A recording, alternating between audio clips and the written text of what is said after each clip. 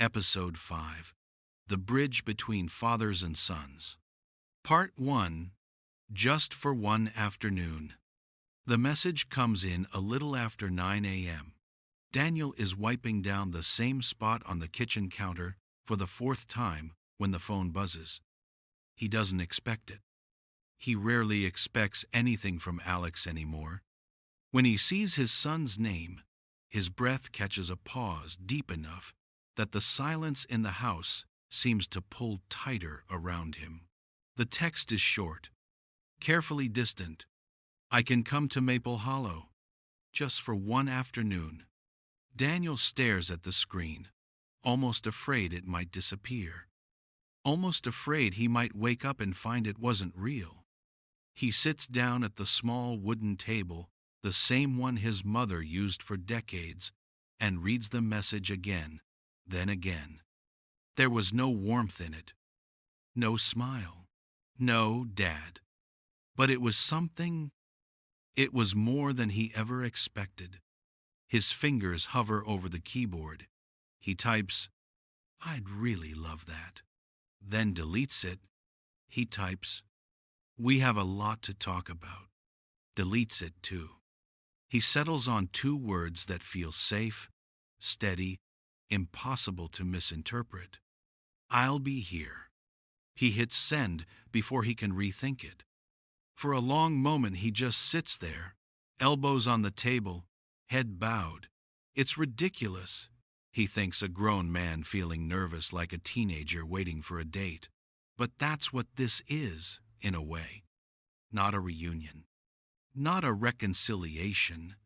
A fragile, trembling first step. He spends the next hour preparing the house, though it's already clean. He straightens cushions, rearranges a stack of magazines, changes his shirt twice. When he passes by the mirror in the hallway, he stops. His reflection looks tense, hopeful in a way that scares him, older in a way, grief carved into his features. He whispers to himself, "Don't expect too much. Not today." By the time Alex's car turns onto the gravel driveway, Daniel is standing on the porch, hands tucked into his pockets so no one sees them shaking. The car doesn't stop right away. Alex sits inside for a moment, shoulders tight, gaze fixed forward, gathering himself. Daniel remembers doing that exact same thing when visiting his own mother. Finally, Alex steps out.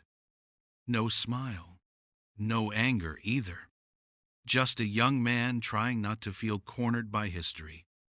Daniel's voice nearly cracks, but he forces it into something gentle. "Hey, Alex." A brief nod, a quiet hey. And just like that, father and son stand 3 feet apart, with 20 years of unspoken words sitting in the space between them. Awkward, tense, but real. And for the first time in a long time, Daniel isn't standing on this porch alone. Part 2, Walking on Thin Ground. Alex steps onto the porch, as if the wood might crack beneath him. Daniel notices the stiff shoulders, the guarded eyes, the way his son keeps his arms close to his body, like he's afraid of giving too much away. They walk inside. The house is quiet, heavy, with the familiar scent of old pine floors and the faint touch of lavender his mother always preferred. Daniel suddenly realizes how intimate the space feels for someone who hasn't been here in years. You can sit anywhere," Daniel says, gesturing awkwardly at the living room. Alex nods, but doesn't sit. Instead, he scans the room not with nostalgia, but with the cool caution of someone entering an emotional minefield. Daniel forces a small smile. "It's been a long time." "Yeah," Alex answers. A single word. Flat. Careful. Daniel tries again. "You want something to drink? Water?" Coffee? Alex shakes his head. I'm fine. Silence settles between them again, long, slow, and uncomfortable. Daniel watches his son from the corner of his eye. Alex keeps tapping one foot, just barely. A nervous habit Daniel remembers from when he was little. But his son's face is older now, sharper, harder. Life has chiseled away the softness Daniel once knew. The distance between them feels like more than just air. It feels like years, like mistakes, like every angry voicemail, every missed birthday, every disappointment that piled up until neither of them knew how to climb over it anymore. So, Daniel begins, voice fragile at the edges. I'm really glad you came. Alex exhales, not annoyed, but exhausted. I didn't come to fight. I don't want to fight either, Daniel replies, too quickly. Their eyes meet for a brief moment, the first real connection since Alex arrived, and both look away almost immediately. The tension sharpens. Alex finally sits on the far end of the couch. Daniel sits on a nearby chair, leaving space, giving room, afraid to push too hard. The conversation drips out in small, strained pieces. How's work? Fine. And how are you holding up? Shrug. Managing. Not cold. Not cruel. Just distant. The kind of distance grief makes worse. The kind of distance time makes heavier. The kind of distance caused by a father who wasn't there enough, and a son who learned to protect himself by staying away. Daniel swallows hard. He wants to say 1,000 things, but all he can do is sit there, trying to breathe evenly, trying not to ruin the fragile moment they're in. Finally, Alex speaks again, barely above a whisper. This house feels weird. Pause. Like time stopped here. Daniel nods. Yeah, I guess it did. The words hang heavy. Awkward. Uneasy. But they're talking. And for now, that's enough. Part 3. The toy box on the shelf. The conversation fades again, slipping into that same uncomfortable quiet. Alex's eyes drift around the room, not searching, just trying to anchor himself somewhere that doesn't feel so emotionally loaded. Daniel follows his gaze, hoping for a neutral topic, a doorway into something easier. And then Alex stands. What's that? He asks, pointing toward a narrow hallway off the living room. Daniel hesitates. That's my old room. Haven't really touched it since Mom got sick. Alex doesn't wait for permission. He walks down the hall, slow but steady, as if something is pulling him there. Daniel follows at a cautious distance. The door creaks open, and sunlight spills across the small bedroom pale walls. A worn desk, a single bed with a quilt Daniel's mother made decades ago. Everything feels frozen in time. Alex steps inside, scanning the shelves. You kept all this? He murmurs. Daniel blinks. All what?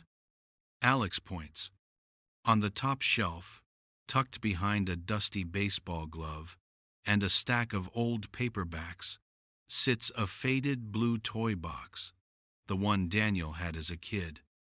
He hasn't thought about it in years. I didn't even know that was still here, Daniel admits. Alex reaches for it, brushing away dust with the back of his hand. The box is small, wooden, chipped at the edges. One of the hinges is rusted. It's lighter than I remember, Daniel says with a weak smile. You told me you used to hide treasures in here, Alex replies. There's a softness in his voice, now faint, but real. Daniel nods. Yeah, marble sets, little drawings, stupid stuff, really. Alex sets the box on the bed and opens it. Inside are scraps of a childhood, a tiny plastic dinosaur, a bent trading card, a hand-drawn map of a secret fort that probably never existed, a button from Daniel's first jacket, and a small blue yo-yo with peeling paint. Alex lifts the yo-yo, turning it in his hand. "This was yours?" "Yeah," Daniel says. "I won it at the county fair. Nearly broke my wrist trying to learn tricks." Alex actually smiles, just a hint. But Daniel sees it, feels it. For a moment, the weight between them lightens. Alex pulls out the hand-drawn map, the paper soft with age. "You were a pretty cool kid," he says quietly. Daniel laughs under his breath, shocked by the warmth tightening his throat. "I don't know about cool," he replies, "but I tried." Alex sets the map down gently, as if it's something fragile, something worth protecting. The silence that follows isn't heavy this time. It's quieter, warmer, like the space between them has shifted, not closed, not healed, but softened enough to breathe. Daniel watches his son trace the edges of the toy box with his thumb. In that small gesture, he sees a glimpse of the boy Alex used to be, the one who once loved model trains and thunderstorms and bedtime stories. The boy he lost long before either of them realized it. "You know," Alex says softly, "I always wondered what kind of dad you were before everything fell apart." Daniel's heart stumbles. He answers honestly, "I was a better kid than I was a father." Alex doesn't look up, but he doesn't pull away either. And for the first time all afternoon, they're connected by something shared, something simple, something human, a memory Daniel thought only he cared about. Now sitting between them like a fragile thread, trying to stitch two broken generations back together. Part 4. 20 years in one afternoon. The moment doesn't last. Alex closes the toy box softly, almost respectfully, then takes a slow step back. His expression shifts, the warmth drains, replaced by something sharper, older, heavier. "Dad," he says, "can I ask you something?" Daniel freezes at the tone. There's no accusation in it, but no gentleness either. "Sure," he replies. "Anything." Alex looks right at him. "Why didn't you try harder?" Daniel blinks. "Try harder?" Alex swallows. "Yeah, when everything fell apart. When you were angry all the time. When you stopped showing up. When you just disappeared into work and arguments and closed doors." Daniel exhales slowly. He feels the room tilt, because he's been expecting this, fearing this, for years. "Alex," he begins carefully, "I didn't want to disappear.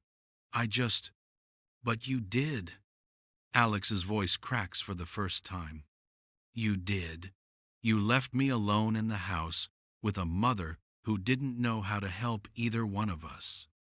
Daniel feels the words like physical blows. "I was drowning," he whispers. "I didn't know how to be a good father back then. I didn't know how to be a good anything." Alex laughs, but it's not humor. It's pain. "You think I didn't know that? You think a kid doesn't notice when his father starts breaking from the inside?" His voice rises. "I waited for you to come back. Every night. For years, Dad." Daniel closes his eyes. A memory stabs its way in young Alex sitting on the couch, backpack at his feet, waiting for a ride Daniel promised but forgot. "I know," Daniel says hoarsely, "and I'm sorry. I'm sorry for every time I made you feel abandoned." Alex shakes his head, pacing now. That's the thing. You didn't just make me feel abandoned. You abandoned me. Silence clamps down hard, thick, suffocating, undeniable. Daniel steps back, like the words struck him physically.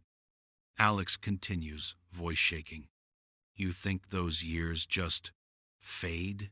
You think they don't build walls? You think a few conversations now make up for? I know I can't fix it, Daniel says, louder than he meant to. I know I can't undo the damage, but I want to understand you, Alex. I want to try. Where was that 20 years ago? Alex fires back. When I needed a dad, not a apology 2 decades late? Daniel opens his mouth, but nothing comes. His throat closes. His chest tightens. Alex's face is flushed, eyes glassy with exhaustion and grief. I spent years wondering what was wrong with me, he says.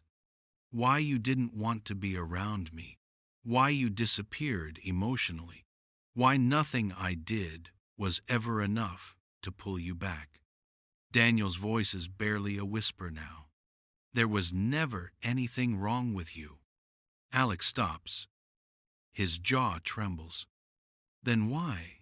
He asks quietly, painfully.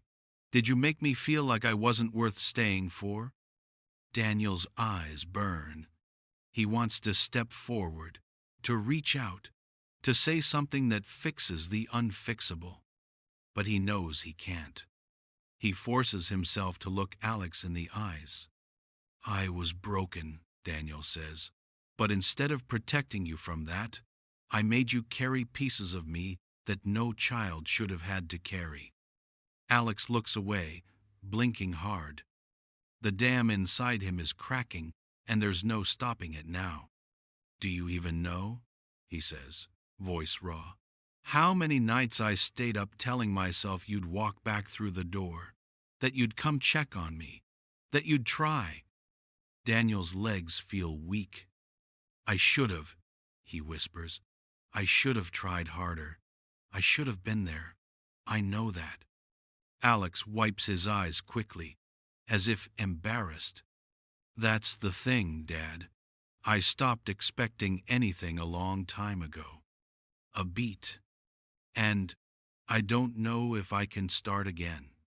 The sentence lands like an earthquake. Daniel's breath shakes. I don't want you to expect anything, he says softly. I just want you to be honest, even if the truth hurts, even if it's about me. Alex stares at him, really stares, searching for something. Then he says the words Daniel has feared all his life. I don't know if I can forgive you. Daniel nods, swallowing the pain. I understand, he whispers, and I'm not asking you to. Not today, not ever, if you're not ready. Alex closes his eyes. For the first time in years, they're finally telling the truth. And sometimes the truth hurts more than the lies ever did. Part 5, You Don't Owe Me Anything. The house has gone still again. The echoes of their argument seem to hang in the air, settling into the corners of the room like dust. Alex stands near the window, arms crossed, eyes still red but guarded. Daniel stays by the old toy box, not daring to take a step closer. Both men are breathing hard, not from shouting, but from everything unsaid that finally spilled out. For a long moment, neither of them speaks. Finally, Daniel breaks the silence. Alex. His voice is soft, rough, barely holding together. Alex doesn't turn around. What? Daniel takes a slow, steady breath, the kind you take when you know the next words might change everything. I need to tell you something, and I need you to really hear me. Alex's shoulders tense. He waits, but he doesn't look back. Daniel steps forward once, just one step enough to show he's not afraid of the truth anymore. I know I failed you, he says quietly. Not just once, not just during the worst years. I failed you in ways I'm still realizing. Alex doesn't speak. Not yet. Daniel continues. And I know that somewhere inside you, there's a kid who keeps asking why he wasn't enough for his father to stay. Alex turns his head slightly, not fully, but enough to show the words hit him. Daniel swallows hard. That's the part that hurts me the most, he says. That I made you believe something so untrue. Another breath. Careful. Slow.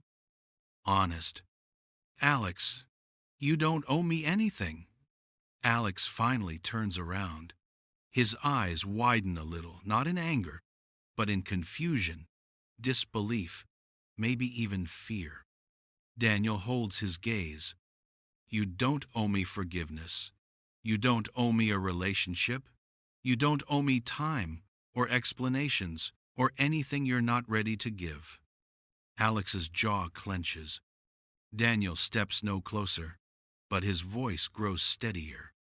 I spent years expecting you to meet me halfway, he says. Years thinking I had some right to your respect, to your effort, to your love. A pause. But the truth is, I'm the one who walked away first. And when a father breaks the bridge, the son doesn't owe him anything. Alex's breath catches. Something in him softens, not much, but enough to be noticeable. Enough to hurt differently. Daniel's voice drops to a whisper. I don't want anything from you that feels forced. He shakes his head gently. I only want one thing, Alex. Alex's voice is barely audible. What's that? That you're happy, Daniel says. That's all I've ever wanted, even when I didn't know how to show it.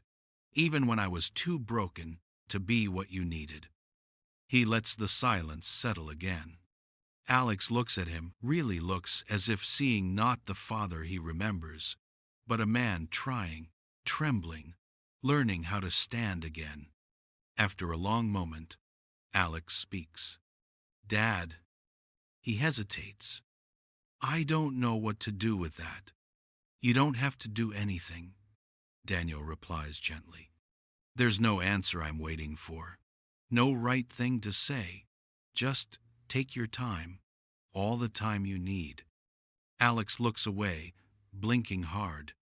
For the first time, the anger in his eyes isn't aimed at Daniel. It's aimed at the years they both lost. He takes a shaky breath. I need space, Alex says. Daniel nods. I know. And time. I know. And I can't promise anything. Daniel's smile is sad, but real. You don't have to. The tension in the room loosens, not gone, not healed, but no longer choking them. Something has shifted. Just enough. A beginning, even if it hurts. Part 6. What he finally allowed himself to feel. Daniel sat at the kitchen table long after the letter slipped from his hands. The sun had already fallen behind the pines, leaving the room washed in a soft amber haze. For years, this house had felt like a museum of everything he ran from, but now it felt like the only place where the truth could breathe. He pressed his palms against his eyes. For a moment, he just let himself feel it, the grief, the guilt, the relief, the strange softening he didn't recognize as forgiveness. Not yet, but something close. A faint creak came from the hallway. Daniel looked up. It was Mrs. Aldridge, the elderly neighbor who had been checking in since his return. She peered in through the open back door, holding a casserole dish like a peace offering she didn't need to explain. I saw the light, she said gently. Thought you might want some company, or at least food. Daniel managed a breath. How did you know something was wrong? She smiled. the kind only people who've lived long enough to understand pain can give. Your porch light flickered. In this town, that means a heart is heavy. She set the dish down, then touched the envelope on the table, the one written by the father he couldn't forgive. "Did you read it?" she asked softly. Daniel nodded. "Yeah, I didn't expect it to hurt this much." "Hurt means you cared," she whispered, "and caring means you can heal." He swallowed hard. "I don't know if I'm ready." "You don't have to be. You just have to stop running." The room fell quiet. The wind outside brushed against the siding of the old house, almost like a sigh. Daniel glanced toward the window, where the porch light glowed steadily, cutting through the dark. A symbol he had once avoided. Now it felt like an invitation. He stood, pushed the door open, and stepped onto the porch. The cold night air bit at his skin, but the light above him hummed with a warmth that reached deeper than he expected. "This light," he murmured. He really never turned it off. Mrs. Aldridge stepped beside him. "No," he waited, "every day, until the end." Daniel's voice shook. "I don't know how to forgive him." "You don't start with forgiveness," she said. "You start with honesty." He closed his eyes, and for the first time he let himself say it quietly, barely audible. "I missed him." The words hit him harder than the letter. They cracked something open, something he'd kept locked for decades. When he looked back inside, the house no longer felt like a tomb of old memories. It felt awake, alive, waiting. Mrs. Aldridge squeezed his arm. "Rest tonight, Daniel. Tomorrow, you decide what to do with that letter." He nodded. As she walked home across the yard, Daniel stayed on the porch, staring at the light that had burned for him long before he believed he was worth waiting for. And for the first time in his adult life, he didn't turn away from it. He stepped closer, let it warm his face, let it soften the edges of a past that once felt unforgivable. And when he finally went back inside, closing the door gently behind him, Maple Hollow felt a little less lonely.